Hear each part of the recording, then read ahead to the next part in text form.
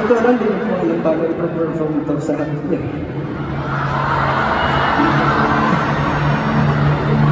Pero dahil ito, nandito siya ngayon. Matry ko bang gusto pa tayo.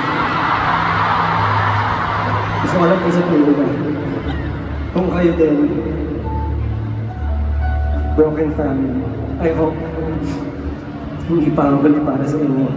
Pero kahit pa paano, mabuo ng mga peace sa buhay niyo. Para po sa lahat ng ating mga mata, para sa inyo po ito.